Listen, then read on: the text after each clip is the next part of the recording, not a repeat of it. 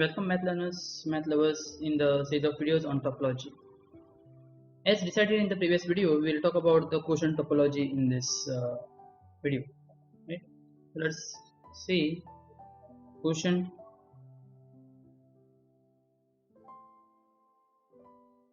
topology. And we will see what is quotient map 2. Okay, simple example. Let us take an example. Let us take a set in R, say 0, 1. On this R, on this closed interval 0, 1, what we'll do is we will identify point 0 with 1. Let us identify this. Means we will say that point 0 and 1 are same. So with this identification, if you see, we have this 0 and 1, and now we are saying that 0 is same as 1. So what will be, it will be like you are taking this point and you are putting this point equals to 1 here. So you will get a loop kind of structure. So it will be like this, right?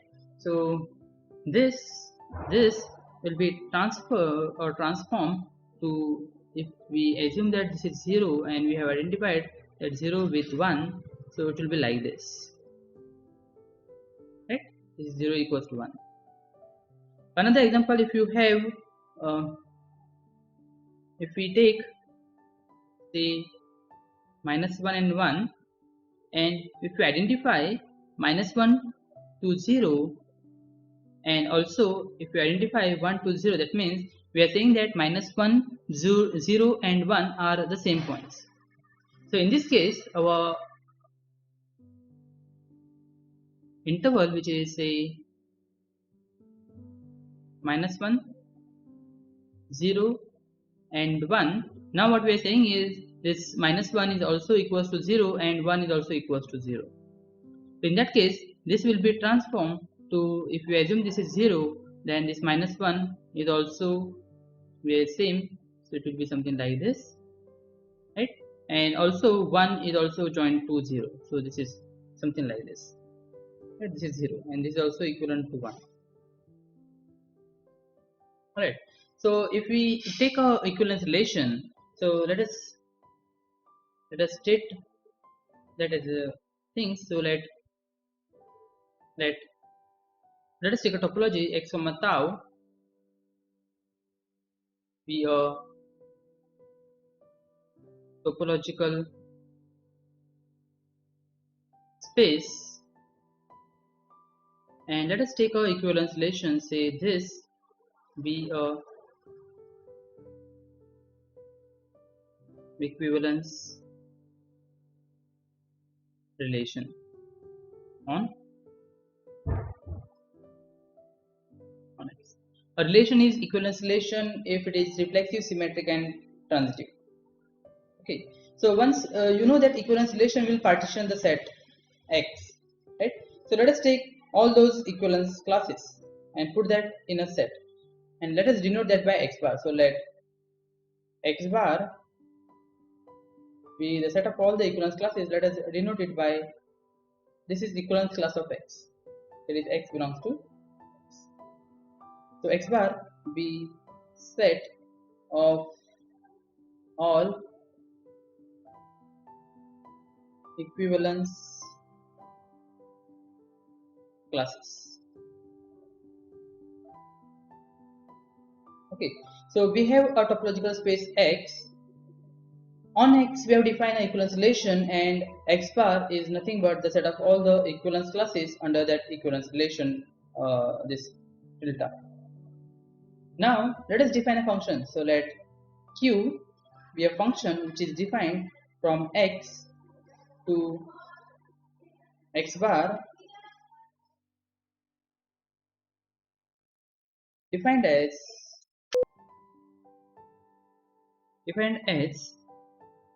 we will take all those points in the domain, say qx, and we will map that all those points in its equivalence class. Okay, so if you want, to have a fill, let us take this to be x.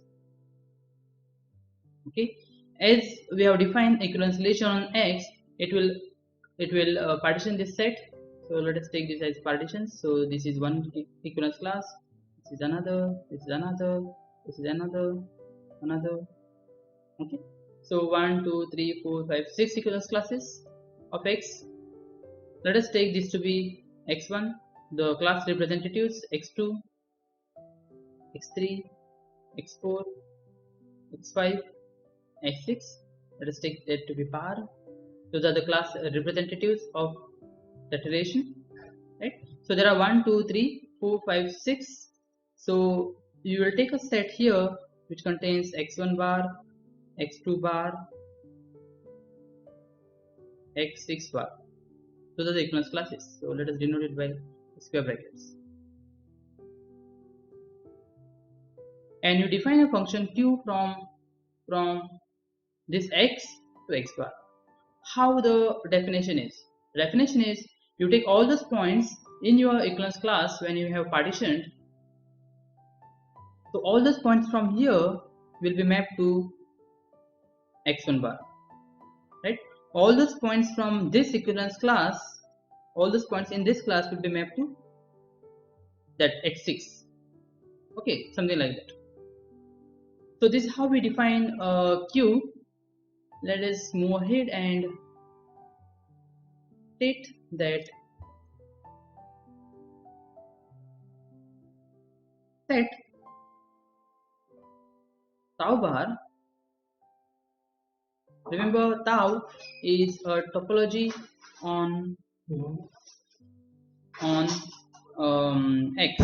So let us set tau bar is equals to set of all u which are subsets of x bar. So to denote this equivalence classes, we have denoted u bar. So it's set of all those subsets of x bar, those are equivalence classes, such that the inverse image of u bar belongs to tau. Let's go ahead here back. So you take a subset of all this x bar. This is for x bar, right? So all those subsets whose inverse image this side will be open in tau, because this is a topological space. That's what we said. Our claim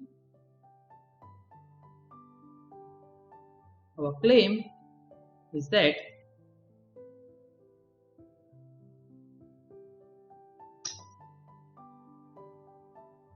then tau bar is topology on x bar. So you can pause this over here. You can prove that tau bar is a topology on x bar. And to prove that tau bar is a topology on x bar, as you know, we need to show that empty set and full space is in tau bar. That means empty set should be in tau bar, and this x bar, not x bar should be in tau bar. Next point, you have to take two elements from this x bar. You have to show that their intersection is in tau bar, and you have to take arbitrary collection over here. Its union has to be in tau bar. Then we can say that tau bar is a topology on x bar. Okay, so we can pause here and we can show that, and then we can come back. Alright, so I hope you will do that. Let's go for the proof. So let us prove this. First, we need to show that empty set should be in tau, right? An empty set will be in tau if the inverse image of empty set is tau. So now first, what will be the inverse image of empty set? So set of all those points which are mapped to empty set under that Q, and of course this will be empty, and we know that this empty set belongs to tau because tau is a topology. This implies this empty set belongs to tau bar, right? This belongs to tau, that means this u bar belongs to tau bar. First. Second, let us check what is inverse image of whole space, and this should be in the codomain, right? So What are those points which are mapped to x bar? And of course, since tau, this q is a function, it will be x, and since tau is a topology, this will belong to tau. This implies this x bar belongs to tau. It's your first point that's done. Okay. For the second point, let us take two sets in x bar. So let us take u bar and v bar in tau bar.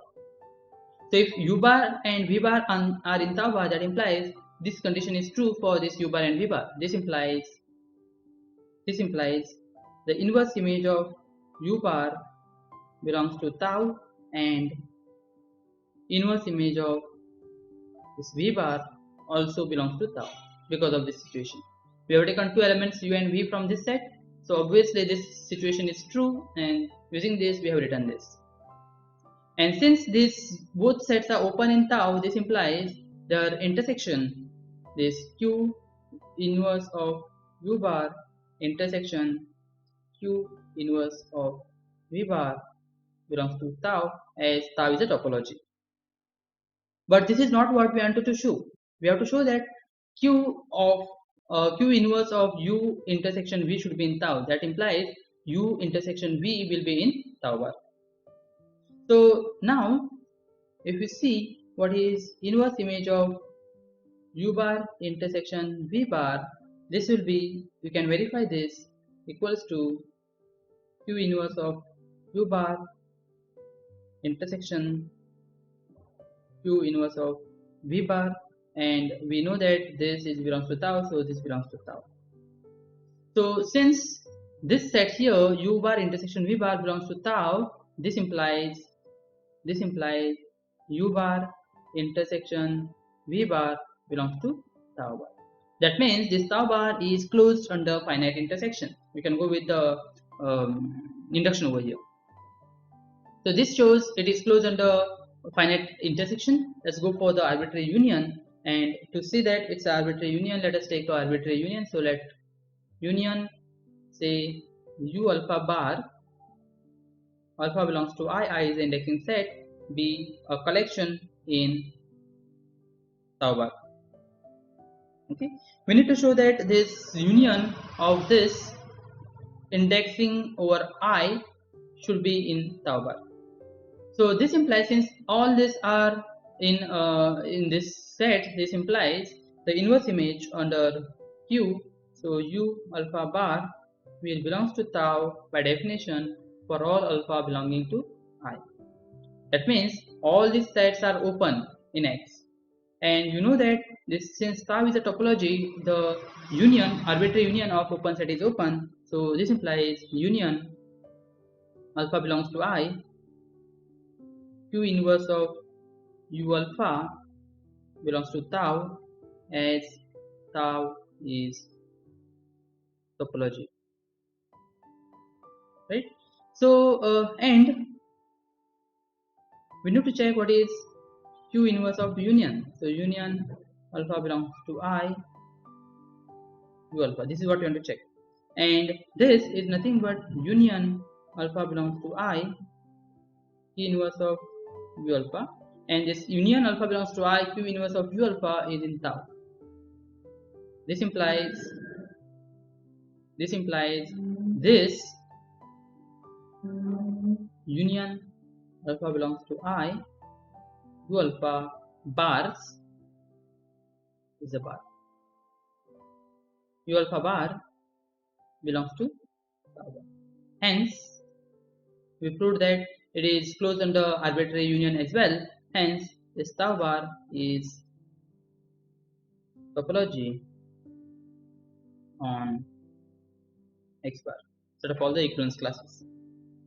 Okay, this topology, this is called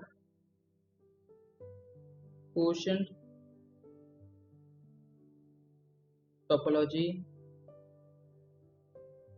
on bar.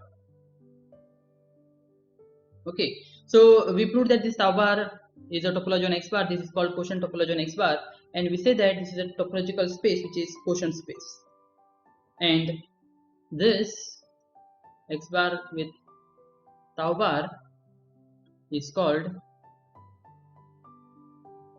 quotient space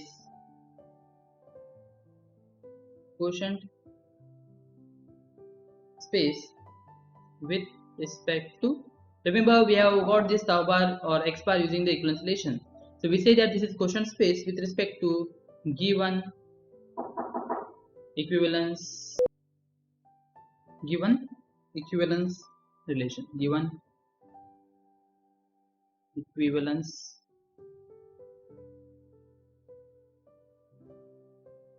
relation. Okay, so we got this quotient space with respect to the given equivalence relation. Let me give just a simple remark, the different color.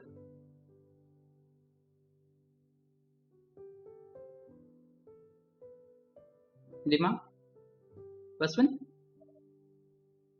you can show that this q from x to x bar is surjective. Surjective means it's an onto function. We have to show that show that this q from x to x bar is a surjective function. Okay, and the second point, this u bar which belongs to x bar is open in x bar if and only if q inverse of u bar is open in x. What does this mean? This implies in particular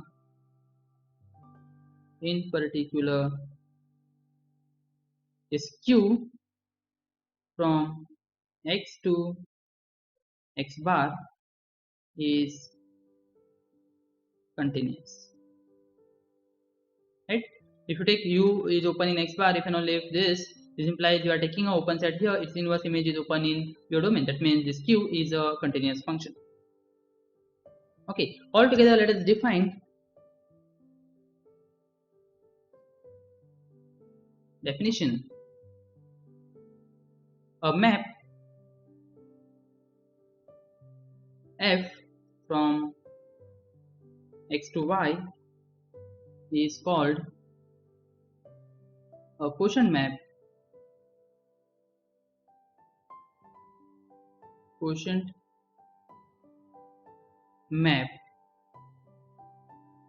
if, first, by using the previous remarks, f is surjective, and the second one, u is open in x if and only if this u is nothing but the inverse image of v for some open